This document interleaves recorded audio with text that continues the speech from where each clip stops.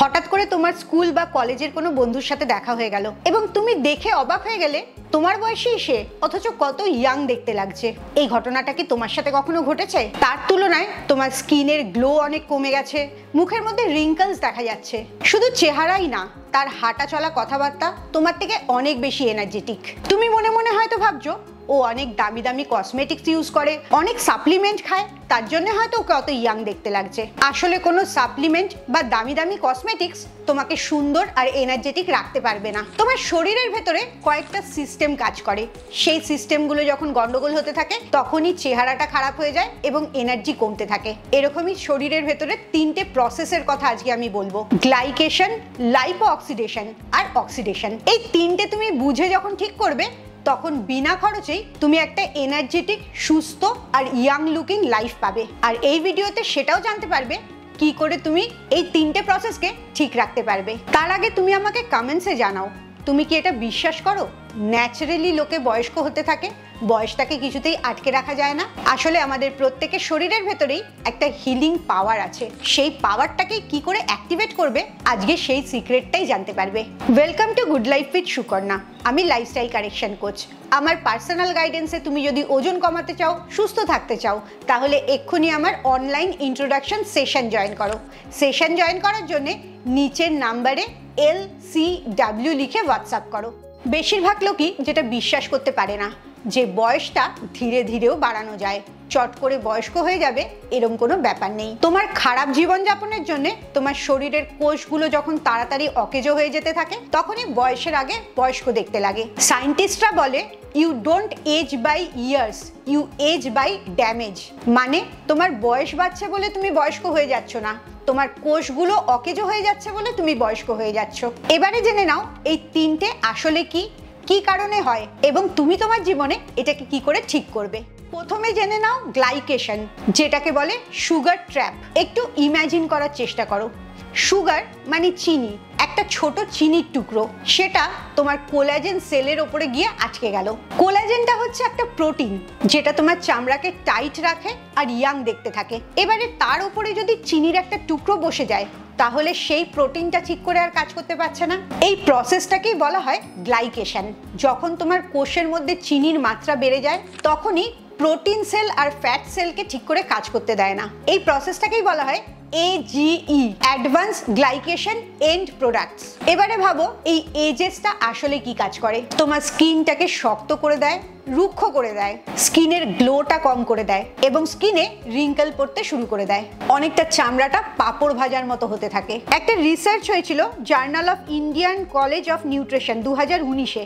সেখানে দেখা গেছে যত বেশি সুগার ইনটেক হবে তত তোমার চামড়ার মধ্যে রিঙ্কেলস আসবে, চামড়াটা ডাল হয়ে যাবে।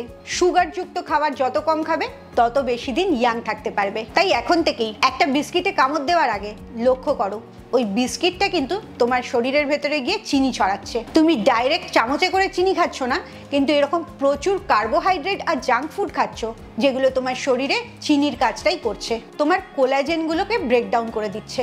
এক্ষুনি ভিডিওটা পজ করে তোমার মুখটাকে একটু আয়নায় দেখে নাও বা তোমার মোবাইলের ক্যামেরাতে দেখে নাও, তোমার কি এই একই ঘটনা ঘটছে?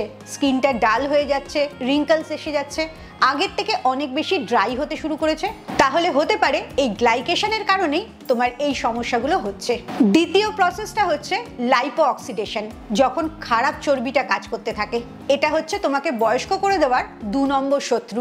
শরীরের ফ্যাট দরকার হয়, ভালো ফ্যাট না পেলে আমাদের শরীর অনেক গুরুত্বপূর্ণ কাজ করতে পারে না। কিন্তু সেই ফ্যাটগুলো আসতে হবে নাটস অ্যান্ড সিডস, ডিমের কুসুম, olive oil, cold press mustard oil, ঘি, এই ধরনের ভালো ফ্যাট থেকে। এই ফ্যাটগুলো যদি তুমি নিয়মিত খাও তাহলে তোমার শরীরে চর্বি জমায় না, বরঞ্চ আরো স্কিনকে রিপেয়ার করে, সুস্থ রাখে আর খারাপ ফ্যাটটাকে কম করতে থাকে। আর সেই জায়গায় তুমি যদি ভাজা খাও, বেকারির আইটেম খাও বা রিফাইন্ড অয়েলে রান্না করে খাও তাহলেই তোমার শরীর অনেক খারাপ ফ্যাট পাচ্ছে। এই খারাপ ফ্যাটগুলো শরীরে গিয়ে যে ক্ষতিটা করে সেই প্রসেসটাকে বলে প্রি অক্সিডেশন বা লাইপো অক্সিডেশন। এই খারাপ ফ্যাটগুলো তোমার শরীরের ভেতরে টক্সিনটা বাড়িয়ে দিচ্ছে, তাতে তোমার সেলের মেমব্রেনগুলো ড্যামেজ হয়ে যাচ্ছে, স্কিনটা ডাল হয়ে যাচ্ছে, মেটাবলিজমটা স্লো হয়ে যাচ্ছে। একটা রিসার্চ হয়েছিল 2020-তে ফ্রি র্যাডিক্যাল বায়োলজি অ্যান্ড মেডিসিনে।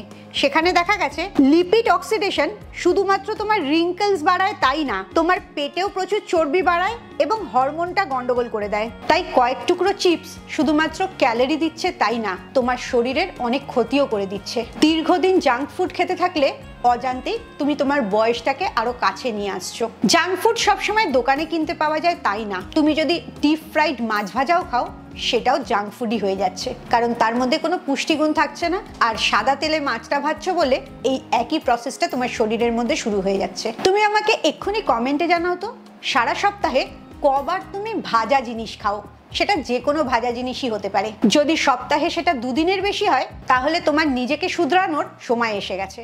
এবারে আসবো 3 নম্বর প্রসেসটা, অক্সিডেশন অ্যান্ড ফ্রি র্যাডিক্যালস। এটা বলতে পারো জীবনে জং ধরে যাওয়া। লোহার ওপরে যেরকম ময়েশ্চার টেনে অক্সিডেশন হয়, জং পড়ে যায়, বা আপেল একটা কেটে রাখলে তার ওপরে অক্সিডেশন হয়, কালো হতে থাকে আপেলটা, ঠিক সেরকমই আমাদের শরীরের ভেতরেও অক্সিডেশন হতে থাকে। সেই শরীরের ভেতরের অক্সিডেশনটা হওয়ার মূল কারণ হচ্ছে তোমার স্ট্রেস আর ঘুম কম হওয়া, তার সাথে পলিউশনে এক্সপোজার তো আছেই। এই সব জিনিসগুলো তোমার শরীরে প্রচুর ফ্রি র্যাডিক্যালস বাড়িয়ে দেয়। এই ফ্রি র্যাডিক্যালস গুলো আসলে আনস্টেবল মলিকুলস, যেগুলো তোমার সুস্থ কোষগুলোকে নষ্ট করতে থাকে। আর এর রেজাল্টে তোমার কোষগুলো ড্যামেজ হয়, কোষগুলো ফুলে যায়, নানা রকম মুখের মধ্যে দাগ ছোপ পড়তে শুরু করে, ফাইন লাইনস আসতে শুরু করে, এর সাথে এনার্জিটাও কমতে থাকে। আর এই ফ্রি র্যাডিক্যালস গুলোকেই কম করতে গেলে তোমাকে প্রচুর অ্যান্টিঅক্সিডেন্ট যুক্ত খাবার খেতে হবে। একটা বাচ্চার চামড়া লক্ষ্য করে দেখো আর তোমার চামড়াটা দেখো। বাচ্চার মধ্যে যেহেতু ফ্রি র্যাডিক্যালস অনেক কম আছে, তার জন্য ওর চামড়াটা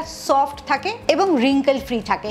যত বয়স হতে থাকে প্রতি মুহূর্তে আমাদের শরীরে ফ্রি র্যাডিক্যালস তৈরি হতে থাকে, আর সেটা যদি তুমি স্ট্রেস টেনশন করো বা রাত্রে ঠিক করে না ঘুমাও, আরো দ্বিগুণ স্পিডে বাড়তে থাকে। তার ফলটা তুমি তোমার চামড়ার মধ্যে দেখতে পাও। হার্ভার্ড মেডিকেল স্কুল 2021-এ একটা স্টাডি কনফার্ম করেছিল যে মানুষরা অ্যান্টিঅক্সিডেন্ট যুক্ত খাবার অনেক বেশি খায়, যাতে ভিটামিন সি, ই আর পলিফিনলস বেশি থাকে, তাদের চামড়াটা অনেক ইয়াং দেখতে লাগে আর অক্সিডেটিভ স্ট্রেসটাও অনেকটা কম হয়। তাই অক্সিডেটিভ স্ট্রেস থেকে বেরোতে আর চামড়াটাকে ইয়াং রাখতে কয়েকটা খাবার অবশ্যই রোজকার খাবারে যোগ করবে। যেমন নানা রকম বেরিজ, আমাদের দেশে খুব সহজে পাওয়া যায় যেটা আমলকি আর ডালিম, তার সাথে গ্রিন টিতেও খুব ভালো অ্যান্টিঅক্সিডেন্ট আছে, কাঁচা হলুদে, পালং শাকে এবং কোল্ড প্রেসড অয়েলে, এই সব কটাতেই খুব ভালো মাত্রায় অ্যান্টিঅক্সিডেন্ট পাবে। শুধু মাথায় এই কথাটা রেখে দেবে, অ্যান্টিঅক্সিডেশন মানে ইয়াং লুকিং স্কিন, আর অক্সিডেশন মানে বয়স্ক দেখতে লাগা, রিঙ্কলস এসে যাওয়া, স্কিনটা ডাল হয়ে যাওয়া, আর এর সাথে সাথে এনার্জিটা কম হওয়া। এবারে সবচেয়ে বড় সিক্রেটটা বলবো, সেটা হচ্ছে তুমি আজকে যে পরিস্থিতিতেই থাকো না কেন, খুব ধীরে ধীরে নিজের মধ্যে কয়েকটা পরিবর্তন আনলে এই 3টের থেকেই যা তোমার শরীরে ড্যামেজ হয়েছে সেটাকে আবার রিভার্স করে দিতে পারো। কারণ আমাদের শরীর প্রত্যেক মুহূর্তে রিনিউ হচ্ছে, পুরনো কোষগুলো মরে যাচ্ছে, তার জায়গায় নতুন কোষ জন্মাচ্ছে। তুমি কি জানো প্রতি 28 দিনে আমাদের চামড়াটা একটা নতুন হয়ে জন্মায়, প্রতি 120 দিনে আমাদের রক্তটা আবার নতুন হয়ে যায়। তাই 6 মাসের মধ্যেই তুমি পুরনো মানুষটা আর থাকছো না, আবার একটা নতুন মানুষ হয়ে যাচ্ছ। অধিকাংশ কোষই মরে গিয়ে আবার নতুন কোষ জন্মাচ্ছে। এবারে পার্থক্য হচ্ছে তুমি যদি তোমার জীবনযাপনটা ভালো করো তাহলে নতুন কোষগুলো অনেক সুস্থ, এনার্জেটিক, ভালো হবে। আর তুমি যদি তোমার জীবনযাপনটা খারাপ করো তাহলে নতুন কোষগুলো অনেক খারাপ, দুর্বল, কমজোরি হবে। তোমাকে ঠিক করতে হবে তুমি 6 মাস পরে কেরম কোষগুলো নিয়ে বেঁচে থাকতে চাও। ইয়াং থাকার খুব সহজ ফর্মুলা হচ্ছে চিনিযুক্ত খাবার কম করা, যাতে তোমার গ্লাইকেশনটা বন্ধ হয়। চিনি খেলেই শুধু চিনিযুক্ত খাবার খাওয়া হয় না, হাইলি প্রসেসড কার্বোহাইড্রেট বা সিম্পল কার্বোহাইড্রেট খেলেও একই কাজ হয়।